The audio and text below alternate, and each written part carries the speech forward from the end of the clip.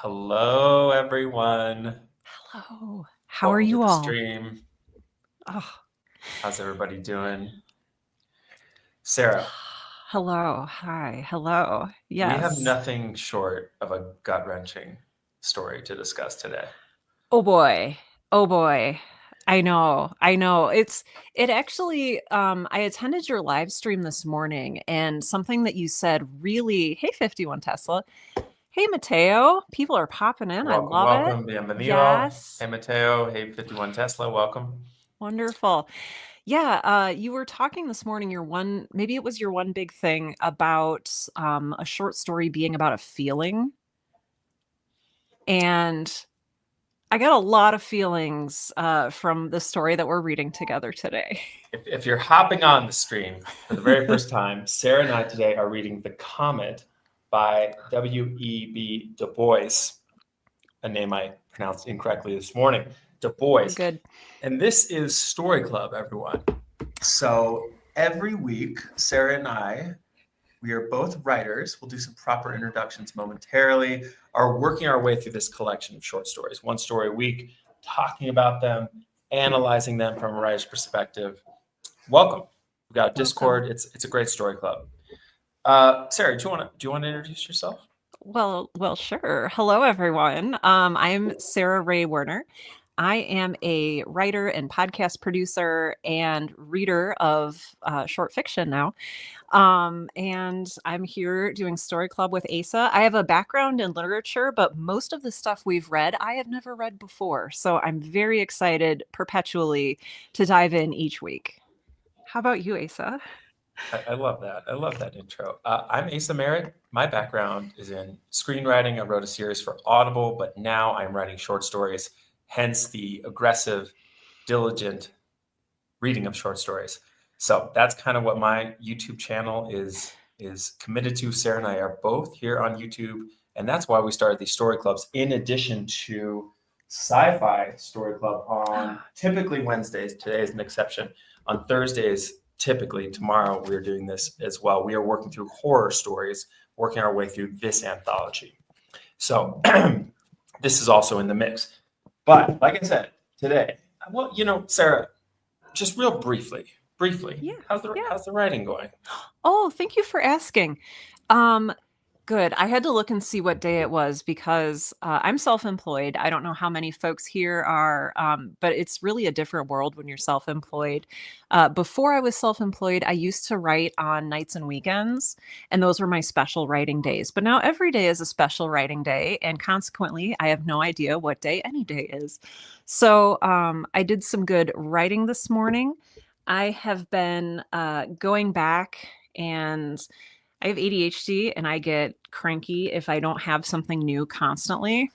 Some may say that's just me being spoiled, but so I picked up a new notebook and I started writing in a different notebook today, and it has made all the difference. So got some good handwriting in this morning and feeling good about that. I'm also trying to get things ready. I'm going to be out of commission starting on Wednesday, hence the story club bump. And so I'm trying to get all of my creativity used up before then. But as we all know, that is not possible. But I how love about that. I you? love I love I love the handwritten. The handwritten. That is like mainline creativity as far as I'm concerned. That's the good stuff. The writing's going okay. I haven't written anything yet this week. I was reading this morning, but I've got some time Yes. set aside, some blocks. This week I want to do another. You'll be out of commission, but for everyone else, I think I'll try to proceed with some live writing on Friday. We'll share a submission opportunity and just be together and get some work done. Okay, here we go. Wonderful. Tough one. Wonderful. Tough one Okay. today. This one came straight to the heart. Sometimes they go straight to the head. This one was to heart. Sarah, what is the tell your friend at the bar Oh summary my of the comment? gosh. Okay, well, first I would tell my friend at the bar to pick up the tissues because this is, I say that a little facetiously, but this is actually horribly gut-wrenching. Um, it is a early sci-fi story published in 1920 by W.E.B. Du Bois, and it's not the first selection in our anthology we've read by a person of color, but I think it's our first African American voice that we've seen so far in this anthology. It is the story of comets coming toward New York. Everybody's kind of like, oh, hey, it's a comet coming toward New York. A black bank worker is sent down into the vault to retrieve some missing documents, and is one of two people in all of New York who are not vaporized or murdered or killed somehow by the tail of this comet going through New York City.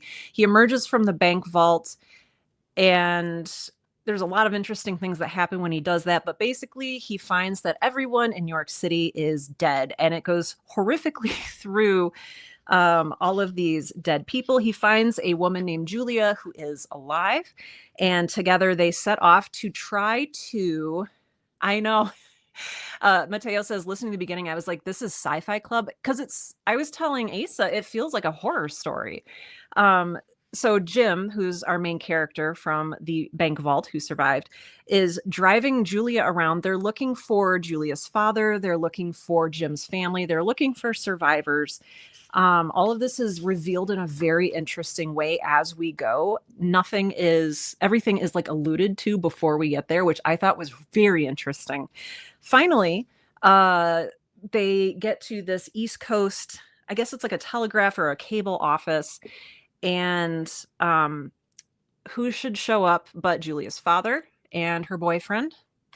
If I have not said this before, Jim, our main character, is a black man in 1920s New York. Julia is a wealthy white socialite. And yeah, she and Jim took good care of each other, thinking they were the only two survivors. And then the father comes in, and all of a sudden, things are really insulting for Jim. And I don't want to get into the details too much, but basically, while Jim and Julia are surviving together as the only two people left in potentially the world, they act as equals. And when the father comes in and they learn there are other survivors, Jim is, belittled back into, just disgustingly and upsettingly into what was considered his place at the time. And there's layers of gut wrench here. So yeah. This whole story, Mateo, this whole story was insulting to Jim. Oh, it was just painful. I'm gonna come in, and actually, while the story was gut wrenching to me, I'll say that it wasn't all the way gut wrenching to me because of its allegorical nature. So one thing we should say about this story, I think we should talk about, is how it's an allegory, right? Yes. And so for me, I could see the wheels turning in terms of, okay, these are the ideas that I'm trying to lay out. At some level, I continued to feel Jim as a representative of Black folks in the 20s. It's similarly the white woman as representative, and it did distance me slightly. It did. And if you've read the story, you'll understand what we're talking about. We've actually, these first few stories, but the last 8 or 7 that we've read in this anthology have been a little bit more on the allegorical side. They've been a little bit more on the conte philosophique, this is not, but definitely more on the allegorical side. But it's so strangely done, I think, to me, because while it is allegorical, there's so many little personal details about Jim throughout this story. We start off with, he feels resentful. He feels bitter. We are just thrown immediately right into his heart in the beginning of this story. And I had to actually look up, okay, I'm such a nerd. When the opening sentence of this is, he stood a moment on the steps of the bank watching the human river that swirled down Broadway. And I was like, oh my gosh, is that a reference to Langston Hughes, who was also writing at the same time? It turns out the poem that's so famous, My Soul Has Grown Deep Like the Rivers, was not published until the year after this story, but it's still got my brain a tingling. So maybe Langston's brain was a tingling. Yeah. So I don't know. I don't know. It's just it's very, oh, it's so interesting. But yeah, before I sort of run away with this cart and horse style, um, I guess, was there any particular place, I mean, other than the allegory, that you wanted to kind of start digging into this? Gosh, I really appreciated this story. I think that for me, the most dynamic part of the story, and I liked it, and I think we should definitely talk about all of it, of course, but the most dynamic part for me was kind of this middle section, this little dance where they went back and forth between kind of each character, their sort of the racist sort of pose that they had prior to this disaster, and then the softening of that. And then what I loved is that sort of went back and forth, that this was not linear, that it wasn't say, oh, hey, we're the only two people left on earth, let's love each other, that there was like a spasms back and forth. So that was kind of the juiciest piece for me. Yeah. And I appreciate you talking about it like that, because you're right, it wasn't too easy. It felt like it felt natural, and it felt right that they should treat each other equally, or get to that place where they were treating each other equally. It felt natural, but it definitely took some work on their parts to get to that place together. So I appreciate you pointing that out. Um, oh my gosh. There's I mean, I guess I will yeah. say, the allegory nature of this is that it rang true. And I think Mhm. that is what gives it that gut wrenching quality, that at the end, for those of you who didn't read it, what happens is humans come pouring back. For the majority of the story, it's just these two people. Society comes pouring back. Immediately, this black man is seen with this white woman, and all the hatred, bigotry, violence towards black people at that time, just it's right back. Despite her, uh, she says, "Hey, wait, this guy saved my life." Da Mhm. da da da. All of that is basically rendered moot, and everything goes back to normal, and that's the real tragedy. And I think what makes this story special is it felt true. It Mhm. felt like this is what would happen. It did. It felt exactly. And I appreciate you pointing out the allegorical nature of this too, because while the two main characters are symbols, they're also deeply human. And Du Bois just balances that so wonderfully. It could be so easy to just slide into little paper cutouts. And especially because often um he comes right out and says, like, he says what he's thinking. Yes, how foolish our human distinctions seem now. It's like, it's very on the nose, and it could be that could be very that could really take you out of the emotional core of the story if you're like, oh, I'm being preached at now. But it works, or at least it worked for me. And I think there's a lot going on here that comes into play for that. Yeah, yeah. Where would you? Is there a particular part that you want to kind of talk to me? Yeah. Oh, there's so many things that I want to talk about in this story. Okay. Um, I do want to honor some of these comments ooh, coming in here. yes. Mateo says this whole story was insulting to Jim. Hmm. Definitely more work had to be done for Jane to accept Jim than the other way around. Yes. Interesting observation. The ending was purposely unsatisfying and it was written well. Interesting. I mean, I felt very satisfied by the ending, Oh man. but Oh man. I'm very excited to talk about this end with you. I mean, okay, because there's a difference between having a satisfying story, because what makes a story satisfying is it meets its expectations. The beginning of a story sets the expectations, the end of the story fulfills those expectations.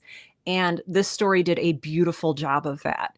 Did I want mm, something different for Jim? Yes. mm, I wanted I wanted people to say, like, oh, Jim, he's a beautiful specimen of humanity. He gave all this to, find survivors and help Julia. And in the end, instead, they talk about just like lynching him just because he's black. And it's like, but yeah, satisfying. Yeah. Yeah. Unsatisfying, satisfying ending. unhappy, satisfying ending. It reminds me of Sultana's Dream. And Oh. if you're joining the stream, I'm referring to an earlier story in this anthology that Sarah and I discussed. This is a weekly story club. Similarly, we had the vision of what could be a post, 1920s racism world, at least, right? Mm-hmm. Where in which there could be camaraderie, connection, rapport at the very basic level, folks spending time together who are white and black, a vision, right? I feel like this is very much in a tradition of Black literature and, MLK, prophetic preaching. We're presenting a better future, but then it's taken away. And Sultana's Dream similarly was, oh, wow, this is what it could be. She wakes up from the dream and nope, that's not what it is. It's just a dream. Yeah. Yeah. It's just a dream. Yeah. Oh, okay, right. This we need to talk about also. This we need to talk about in a big way because yes, it's tragic, but ultimately Jim finishes this story in a state of joy. So I think that is a critical. You don't think so? She's carrying the corpse of their baby. Okay, well, joy maybe is the wrong word. I mean, okay, yes. He ultimately, the one thing that he thought was lost, because he does at some point, trigger warning, he does talk about killing himself about 3/4 the way through the story. Because, after he finds Julia, after he rescues Julia from being alone, she was in her dark room developing photos, and that's how she survived. And he was down in the bank vault. He rescues her and they drive to Harlem where he lives. I think it's south of 110th Street, which reminded me of that Bobby Womack song. Well, north of 110th. North of 110th Street, yes. And he goes into his house and he comes out and we don't see what happens inside the house.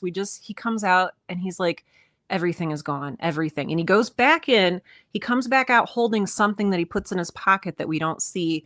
And then he says, everything is gone.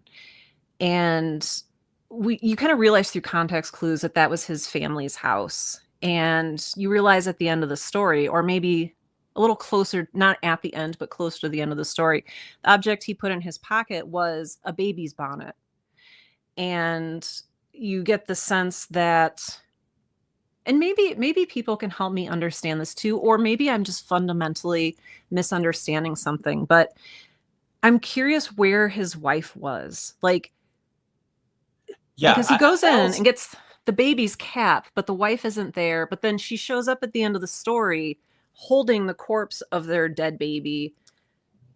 Yeah, and this was a general clarity question. It seemed like everyone came back to life.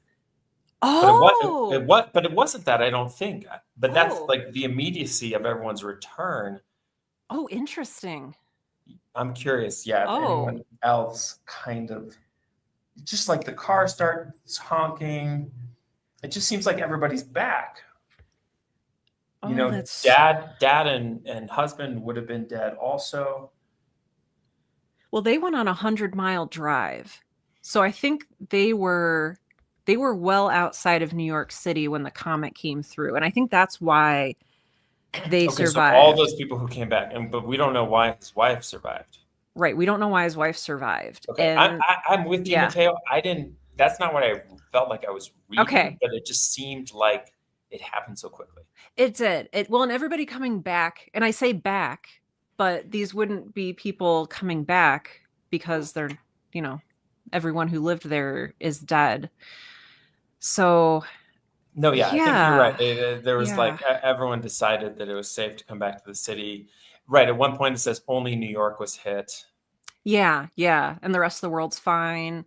Yeah. And I think, going back to this being an allegory, I think that maybe it's, I don't know, do we say like, oh, well, the fact that Jim's wife runs in at the end and we're not sure where she was or how she survived, do we just let that go because it's an allegory and because it makes such a powerful ending statement? Gosh, I mean, this is this is where, in some extent, the limits, of Sarah and I's lived experience as white people, I think, comes into Yes. play. Obviously, goes without saying. I'll say this: a friend here in Mexico City who's Black is working on an essay right now. Hundreds of Black people are moving to Mexico City right now, and in this essay, she explores this idea of, Black folks will find each other in strange conditions, even, Mm. the community will endure. And that's how I read Mm. that last line, that despite losing a child, despite a return to terrible social conditions, um, the threat of violence, uh, that there's something that will last, and the joy of his spouse emerges. Mm. That Okay, is Lord, beautiful. Lord Huntress, she may have been working, maid, etc., in a similar situation to him, where she was relegated and Mm. sequestered to vault or basement areas and found her way home. Totally plausible. I had that Yeah. thought too, and I thought this was, I don't want to say lazy, but like, I feel like if I had been in that situation as Jim, I would be like, I mean, all it was, if he's like underground. We're in New York City. Like, surely there are other people underground, right? Right? Maybe not. I guess Maybe it not. was like he was like deep in the vaults, I guess. Yeah, I'm of the bank, And maybe his wife worked outside of the city. I'm not perhaps. sure. Well, and he talks about like, oh, his usual transportation is the subway, and but Harlem was hit too. I don't know. I don't know enough about New York. I almost said geography, to really understand the logistics. But Well, and yeah, I think this is where maybe this is like sci-fi being sci-fi. Is like, well, you kind of got to give it a pass, or just like meet it on its terms. It's like, okay, hmm, this story is telling us that Jim and Jane survived, and everybody else is dead. It's a comment. Like, okay, cool. I don't necessarily need to pick at it, and like that thought came to mind, but just right, as a thought. right. And I appreciate Okay, you saying that. Yeah. Mateo says there was a hint that there were other survivors before the ending. I'm not sure what. Tell us where that is, Mateo. Okay. What else? Where else do we? What other like angle do we come at this story, Sarah?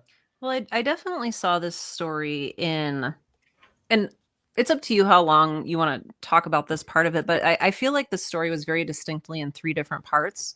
There was the before um, he and Julia were together, there was the during when they were together, and then there's after when the other people come into play, and how Jim acts and reacts to things.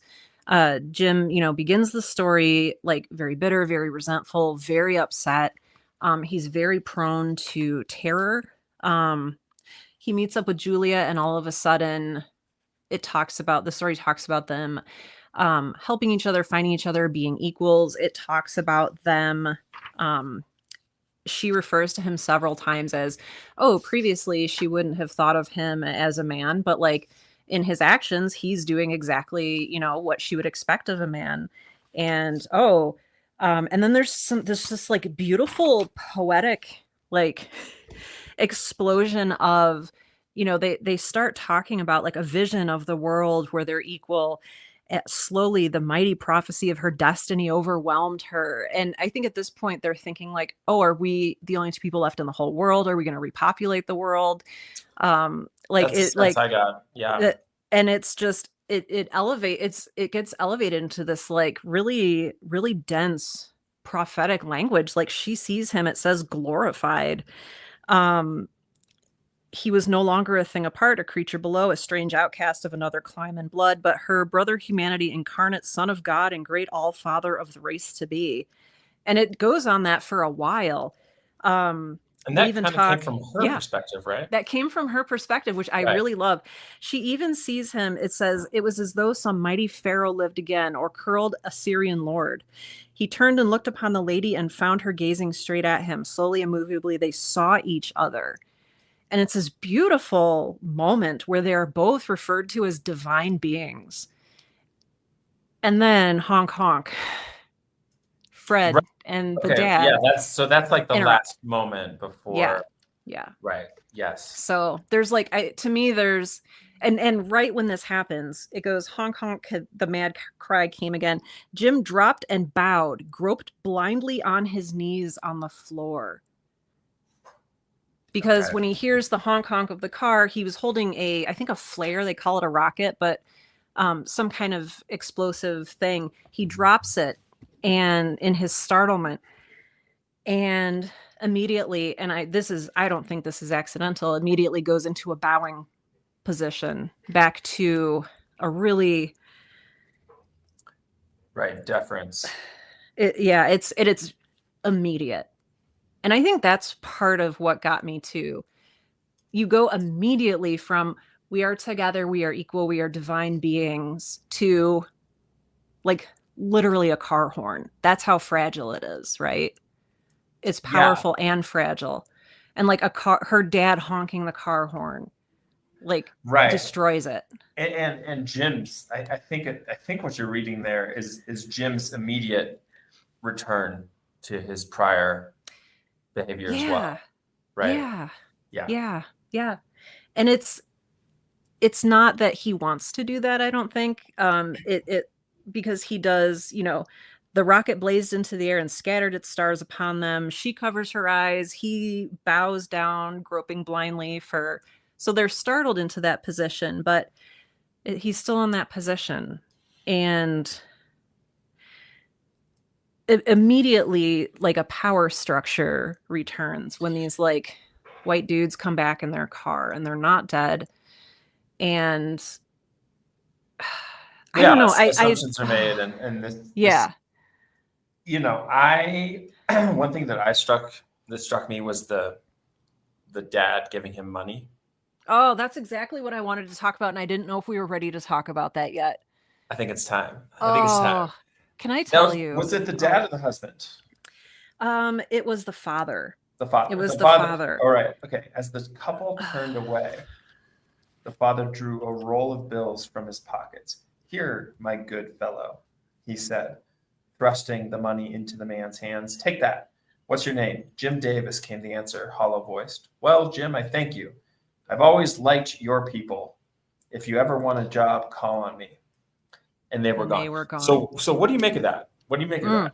I make a lot of things of this. If you'll recall, in the very beginning of the story, when Jim is down in that vault, he actually finds a treasure chest full of gold. He legitimately finds a treasure chest full of gold, which he ignores completely when he goes to he just forgets it immediately. So we're told right at the beginning of the story, what does Jim think about money? Not a whole lot. He's not interested. Most people would try to shove one of the, and I don't know if it says they're coins or bars. I don't think it says. Just the low, dull sheen of gold. And he's just forget that. And he runs out to see if there's survivors. And I think that says the fact that it comes back to money in the end was especially painful for me, because we have been shown what Jim cares about. And it is the opposite. Even if the father came with that same chest of gold and was like, here, I found this in the bank vault, it's yours, whatever, it'd still be disgusting and insulting. And there's just so much going on here. You can peel back layer by layer. Yes, Mateo. Yeah. Words that come to mind are belittling and transactional. Right. And it's insulting to, I think, Jim's heroic motives. Jim doesn't ask for anything from Julia. And in fact, he tells her that he's being selfish when he wants to go see his family in Harlem while they're looking for her dad. And it's, I think it says much about the father, yeah, and therefore white people, as it is about Jim, which is you can buy. It's almost like not tithe. A dowry idea. Or no, the idea in the Middle Ages where you could pay for your sins. Luther stood up against them. Nope, nope, it's coming. Nope, it's right here. Indulgences. Indulgences? Is that what it is? Okay. Yes. Indulgences. Yeah. I mean, this is basically, okay, I'm going to spend X, going to give it to this poor black guy, and it's going to exonerate or sort of relieve me of any kind of duty, Or debt. yeah, or debt, ethical, moral Because duty to this human being. yeah. Deep down, this guy knows what's coming. He knows who's coming for Jim shortly. But there is a sense that if I just pay, then it's okay. This feels very like American to me. Mm-hmm. This feels obviously this dynamic, between white people and black people is an old one that persists. I think it's not about Jim. It's not about Jim. Mm-hmm. But I agree that it does belittle Jim. It is transactional. But yeah, I think it's like it says more in terms of the allegory about the father, the white people, and Fred. Yeah, I would agree. Oh, I would agree. Ugh, take that. What's your name? Yeah. Like he's, they talked about Jim seeming royal, like he was a pharaoh. And then the father comes in with his money and he is the king all of a sudden. Yes, yes, good man. What's your name? Yes, you are in my realm. It was just I was just disappointed's not the right word, but I would love to read Du Bois's, if Du Bois was around today. Like, what does this story look like in 2025? What dynamic, like, what are the broad strokes that totally remain, like, adjusted to contemporary nuance? That would be really exciting. I think this is going to be terrible. I think it still works. Like, I don't think you'd have to change a lot. Like, I don't think you do either. Yes, I agree. And I think that's why the story makes it into this anthology, why it resonates, for sure. Yeah. All right. There's some great comments coming in. Yes. Mateo says, also, I was like, his whole city is gone. What the heck is he going to do with that? With all that gold. Yeah. Right. True. Literally seconds after talking about lynching him and saying if he tried anything. But they're immediately suspicious of Jim. There was no discussion of going off together to find food, survivors, etc. with him. Mm-hmm. Jim was separate and other. Right. Absolutely, Laura. That's absolutely what I saw. Like the father paid him off and then they were gone. They're wealthy and they've shown that they have resources that they can give this now very devastated community.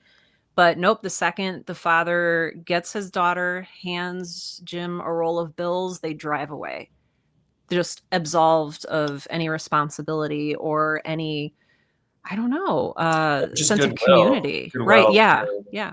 It's your fellow man, as it were, your fellow human. Yeah. And he doesn't say, Jim, you did a great job, finding the, I keep wanting to call it a cell tower, but it's a like telegraph cable tower. So kind of the equivalent, this communication tower. Hey, let's go and look for survivors together. Or, hey, why don't you and Fred take the car? I'll make sure Julia gets home safe. Nope. It's just immediate severing. So Laura, I think that's a devastating point. Yeah. Yeah. What else? Oh, let's see. What else? One thing that I observed was Jane was sexualized. I want to say Julia, but maybe it is. I saw someone say, I think it is Julia. But yeah, tell me more about this, because I have a little note on the final page about some thoughts, but I want to hear what you think. Well, I just think that he's going there with a dangerous idea, and I'm going to go there in this dangerous idea in this chat, and just I'm just putting myself out there, everyone. But there was this idea, which we see both in fiction and of the times, as a black man, as a predator to white women. And so I found Du Bois's kind of like, I'm going to put that dare out there. Yeah. I'm going to plant that seed, and then to kind of, and I'm wondering kind of the mechanics of that. Was it to set up an expectation that to set up a trope and then to invert it? to set up that expectation? Or is it to complicate Jim? Mm. Is it to complicate? Is there motivation there outside of this is a fellow person, we're going to be there together? Is there a more base element to the sort of mystic ending that we had?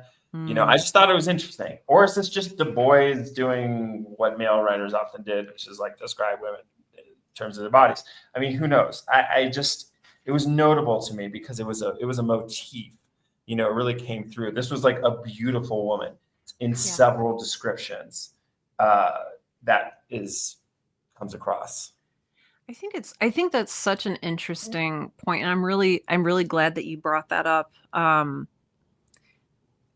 Gosh, and maybe I was just so like used to seeing women portrayed in this way, but in the 1920s, I don't remember what year women were granted like suffrage, but they're both sort of, well, one is obviously very, very much more privileged, but in terms of like bargaining power and things like that, women are also not as horribly off as black men, but still to some degree disenfranchised. And like I feel like historically that was the yeah. fastest way to generate a lie that Mm. to justify the killing of a black man. Like if you wanted to like get everybody Yes. to hunt down someone, like that was like the one thing that you could say. Yeah. And he's kind of really taking that head on. Yeah. I have so many thoughts because it's interesting. This isn't a counterpoint. This is just something like in tandem with what you're bringing up. He's also described very physically. True. During that middle section, I remember he lifted up his mighty arms, and I don't know, it talks about their souls being laid naked together, and it was not lust, it was not love, it was some vaster, mightier thing.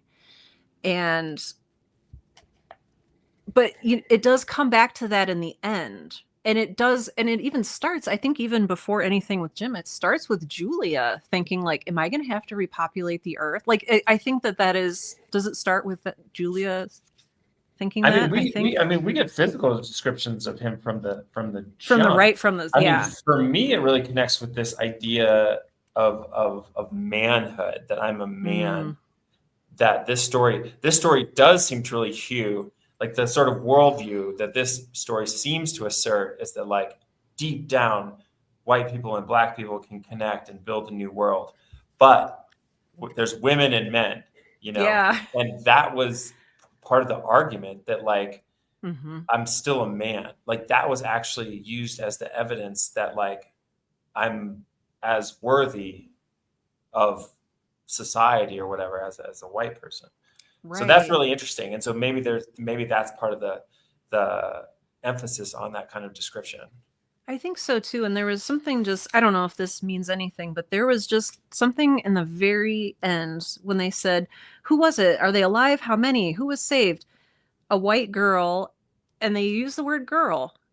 And I don't know if I tend to, okay, I went through college with like this like ultimate like second wave feminism glasses on. So it's like I'm immediately attuned to like, oh, are they calling women girls and men? But no, they both receive a derogatory term. And I don't know. I feel like there's a lot going on here that I would need a long time to like process if I'm going to do that properly. And maybe some understanding too that I don't have from the time. Yeah. We've got some good comments coming in too. Okay, yeah, let's take a look. Telegraph, that's the word I was looking for. Yeah. The whole repopulate the earth sort of expectation. Yeah, and then like there was commentary of what kind of beauty they would create, wasn't there? Yes. Oh, I think of the most magisterial, sublime kind, per that passage. Sarah, do you want to like read us a few sentences from that section? So this is just dense. Context, everybody. This is immediately before the return of white folks to this Yes. world, the return to the prior society. This is Yeah. moments before that. And they've essentially set up camp in her father's office. He tucks her in. It's very, very sweet and very human. And then they're talking into the night, and they start talking about death, the leveler and the revealer. So like, everyone's dead, it's just us, and now we are equal. And they talk to each other about being equal. And a vision of the world had risen up before her. And I think I read this earlier, but slowly the mighty prophecy of her destiny overwhelmed her. Above the dead past hovered the angel of annunciation. She was no mere woman. She was neither high nor low, white nor black, rich nor poor. She was primal woman, mighty mother of all men to come, and bride of life. She looked upon the man beside her and forgot all else but his manhood, his strong, vigorous manhood, his sorrow and sacrifice. She saw him glorified. He was no longer a thing apart, a creature below, a strange outcast of another clime and blood, but her brother humanity incarnate, son of God, the great all-father of the race to be. And then we get a little bit from him too, but yeah, do you want to... Well, what struck me in that reread is that same idea of like primal woman. Yeah. You know, what the defining quality of Julia is that she's a woman. Yeah. You know what? I didn't pick up on this defining before. quality, well, this is only kind of, I'm just kind of sealing it all now. Like the defining quality of him is that he's a man. And that is like what makes them equal, is that like, this is a pure woman. This is a pure man. Like race doesn't matter, but gender does matter, which I think reading it in a modern context does make it a little interesting. But he just comes out and says, like, you know, class, race, none of this matters. What matters is two people who are equal and powerful and even divine. And when they talk about him in this state, in this vision state, Jim, dark purple clouds, very royal, lay banked and billowed in the west. Behind them and all around, the heavens glowed in dim, weird radiance that suffused the darkening world and made almost a minor music. And like, it's just sublime. Yeah. It feels. You know, one thing I was just thinking about while you were talking there is that the rapidity of the return to society and all its bigotry is mirrored by how quickly at the top end, right? It's like right away. And again, like we said at the beginning, there is like some vacillating and waffling, and it's like, oh, like I'm down for this. Oh, wait, I'm racist. Oh, I'm down for this. But like basically they were like, okay, we're the last people on earth. Like, let's just love each other, you know? And so that I think is like a strength of the story, is that's like a really bold call. That's like, hey, listen, everybody, if this happened and everybody disappeared and you found yourself with somebody who essentially you know nothing about, you'd still like make it work with them. You know, he says that would happen quickly.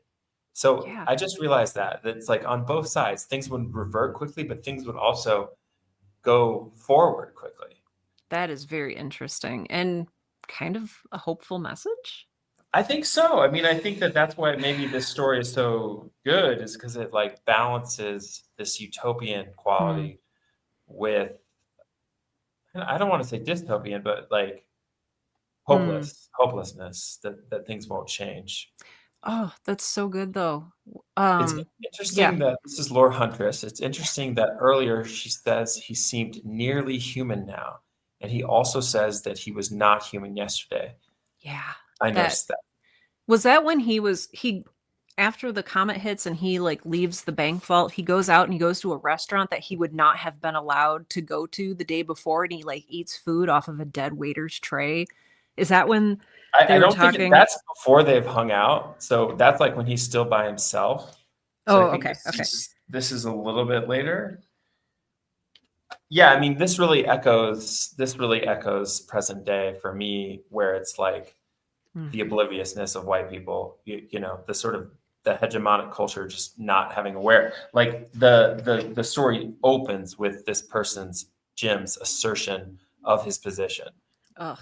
Right. And that's why they send him into the vaults, is because he's expendable. And that's explicit. And he gets it, you know, and you know, we see him explaining to her at some level. I like how the car was used to juxtapose the very primal theme in the end. Yes. Yeah. Yes. Do you have any thoughts on Almost. the car, Sarah? I have so many thoughts. The car is so interesting. Okay, so we get the idea that Jim takes the subway to work because that's immediately what he thinks of. He leaves the bank and he's like, I got to get to the subway. Wait a minute, everyone's dead. Nobody's going to be driving the subway. I need to find a Ford because I can drive a Ford. And he finds a Ford, and that's how he finds Julia. When he gets to Julia, she's like, we need to go fast. That Ford, no good. And she's like, you can take my father's or my Fred's car, whoever's it is. It's a Stutz. I don't know what that is, not being a car person. Apparently it's a fancy car. They drive like the wind in it. And Jim says, I don't know how to drive it. And she says, I do. And so she drives them. She takes over driving. I thought that was a very interesting thing. Yeah. And the social, like the juxtaposition of like their social positions and power with their affinity for like different kinds of technology. I thought that was very interesting. And Mateo, I think to your point, I think that says a lot too, that what interrupts them in the end is, a car horn, right. the symbol of like, who can afford a car? What kind of car? It's a status symbol. It's a technological advancement. Not everyone has access to it. Yeah. He doesn't know how to drive it, right? It's the... Yeah. And it's but so he fragile. He learns. And she's like, she was impressed. Yeah. How fast he's so manly. He learned how to drive real fast. It's so manly. Yeah, right. We admire that in a manly man. He learns how to drive fast. But boy, that equality is just so fragile. It's so fragile. It's broken by a car horn. It's established by who's driving a car. Mm-hmm. It's in these little demonstrations like that humans have for each other. It's just it's mind-blowingly complex. And like writing this would have been, at least for me, writing this would have been a minefield. Yeah, sure. Like, yeah. So. Well, I think actually this is making me appreciate the allegorical quality a little bit more, what you're saying. To really get to what this is about, maybe it really did have to, at some points, hit the hammer, like the nail on the head. Yeah. Yeah. And getting back to what we were talking about, like it works still because they're still human, because they're doing these very human things. It keeps them from being cardboard cutouts. That was part of my ongoing frustration with the number of contes philosophiques we read, was that they didn't feel like they had real characters with real character development. This definitely felt to me like it had real characters. It had emotional weight. It had arcs. I mean, as much as any short story can have like a character arc, we see these characters grow and then decline. Just they're like, they sleep and they eat, just kind of like real basic, like these are human beings passing their days. You know? And like they react. Can I say one more thing? Sorry, just about the human reactions, and then I'll stop about this. But like, did you get the sense in the first 2 pages after the comet hits? Did you get a hint of Lovecraft? TM, a little waft of. Okay. I say this. Say more. I say this because just some of the language here, and I'm not gonna say that anybody was reading anybody else or commenting on anyone else, but he was not a man easily moved. The sight was appalling. The twisted, oozing mouth of the president where he laid half buried on his desk. He awoke with a sense of horror. A sickening horror froze in his limbs. With a choking cry of utter fright, he lunged. Slowly, he crept along the walls, wetting his parched mouth and trying to comprehend. There's rising terror in his heart. It just reminded me a lot of, and this is when I messaged you. I was like, I think this week's story feels so much more horror than sci-fi, because like this is like that really gripping. Oh, and then later he like runs over a dead child in the car, and it's just that awful. was real. That was real. Oh, I totally felt caught it. that. And just no acknowledgement of it. Just he walked out the door and the sky was blue and he stepped into Coach's car. He walked out the door, ran out of the child and stepped. Yeah, I noted that as well. That was Yeah. wild. I Yeah. mean, I So feel you. there's And I think that the car running over a child is like an offhand, but here the prose is quite more, it's more florid and mm, language forward than almost the rest of the piece. So I mm. can get on board with this like echoes of Lovecraft because I think that's like a defining feature of his language. And I totally hear you. I think that's twisted oozing. This is yeah. There's just so many like the I could argue for this to go in either collection. Those of you who are just joining us, I'm going to pitch. We also do Horror Story Club. We're meeting tomorrow. We've been going through the Dark Descent. The Comet could so easily go in here. And maybe that's just because of the gruesomeness of it. Maybe I'm not separate. Maybe I'm still learning the distinctions of horror and sci-fi. Like maybe I'm still figuring that out. And they can have elements of each in them, but Well, I if don't we know. go with the Tananarive definition, Afrofuturist horror writer, she says that what makes horror writing is the feeling of Oh, horror oh. or terror that it evokes. So by that standard, and if we use the definition of sci-fi that Vandermeer uses, what does he use about sci-fi? Is it has to do with the future? Has to do with the future. So I guess it's kind of both because there definitely are Yeah. passages here. So this is like speculative sci-fi horror genre It's bending. I like that you said Afrofuturism. Let's see. So a lot of Du Bois's work was lost, and I'm getting this from Jeff and Anne Vandermeer's beautiful write-up that they do before each story, kind of telling us about the author. He wrote all of these unpublished short stories, and several of them, this says, helped enhance our understanding of Afrofuturism.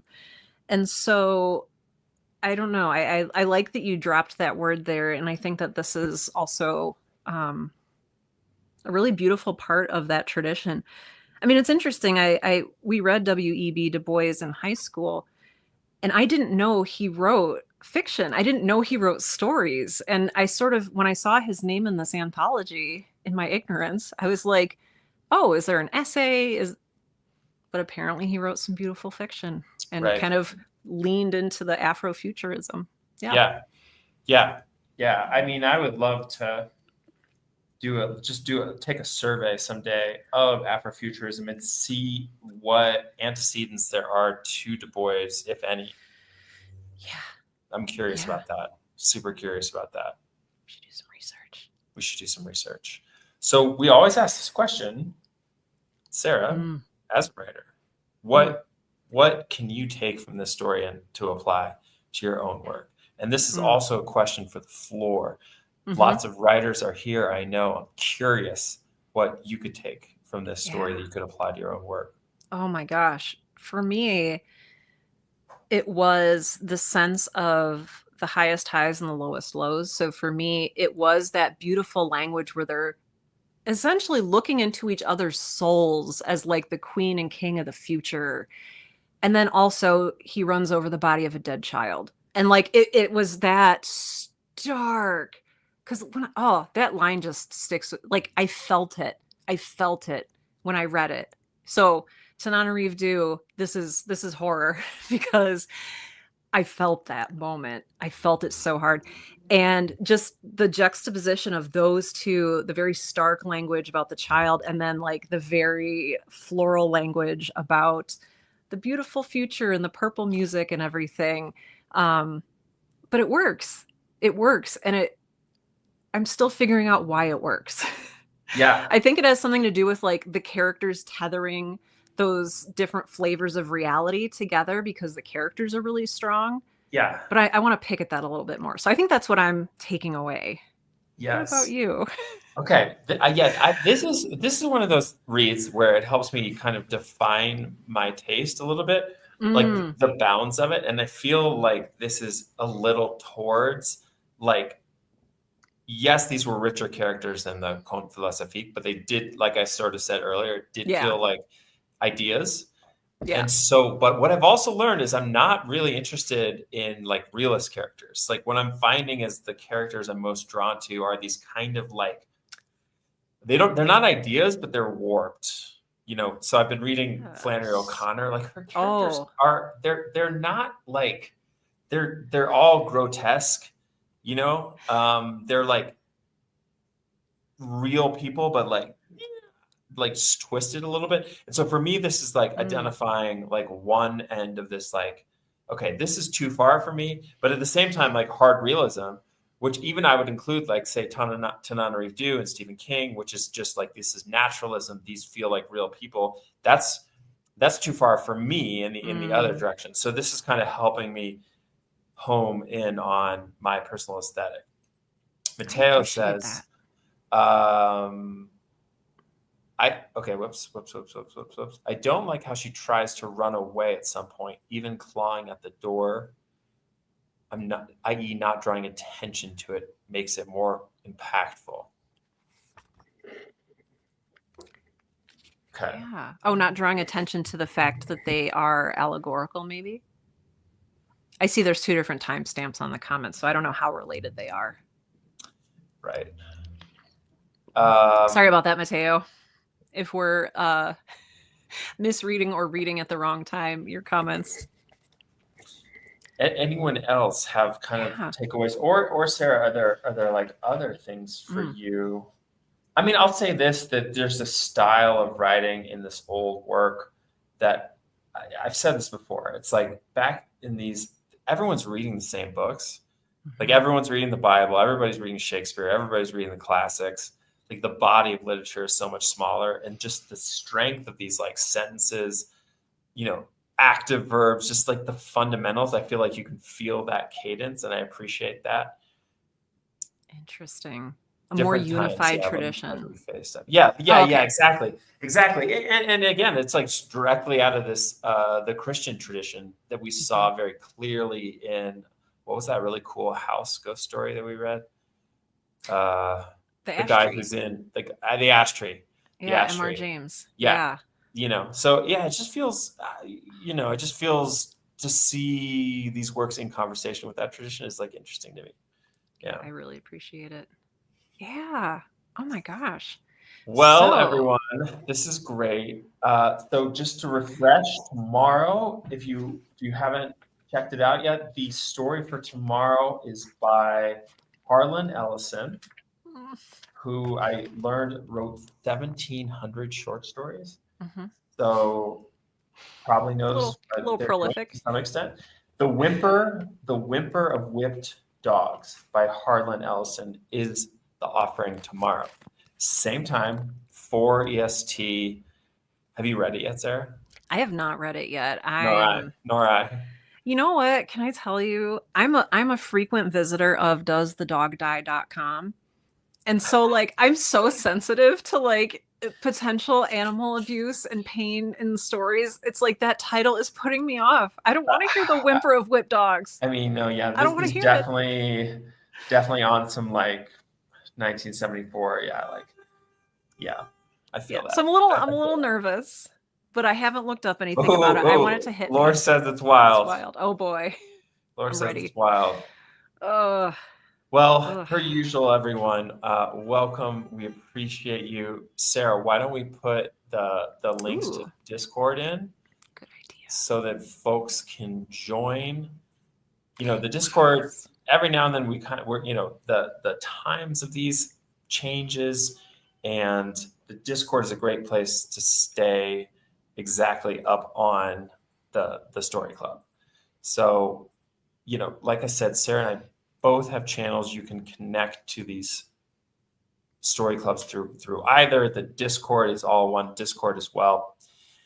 Yeah, we really appreciate y'all so much. And are we going to peek at what we're reading for Sci-Fi Story Club next week? Oh, that's a great idea. Oh. And this is not a writer or a story I have ever heard of. Okay, I'm going to let you read the first sentence in the title. I'll read the author. The author's name is Claire Winger Harris.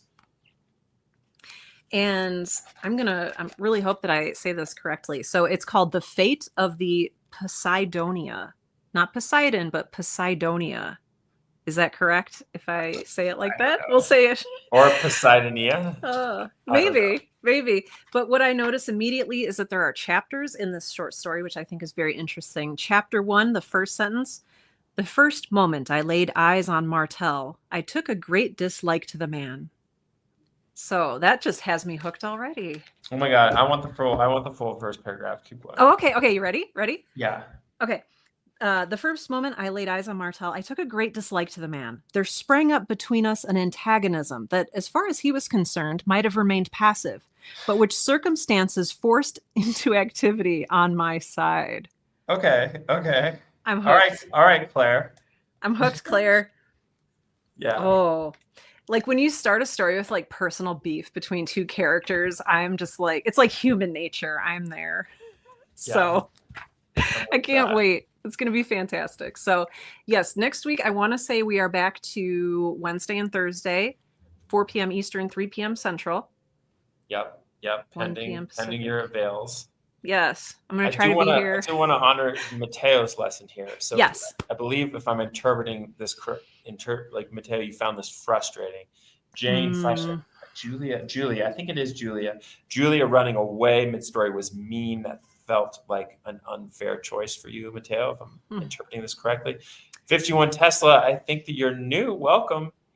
Looking forward to Story Club again. Welcome. We're looking forward to you being here. And I think you've been here before once or twice.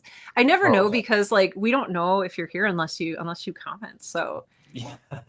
Maybe so we really commenting. By the way, we really appreciate that. Because on the other side of the ether here, sometimes we're just talking and it's just like, well, hopefully. So anyway, is there anyone out there? We really appreciate this conversation, and also it's really valuable. It always expands, I think, everyone's understanding. So we appreciate that. All right, folks. Have a great afternoon. And we'll see you maybe tomorrow. See you tomorrow.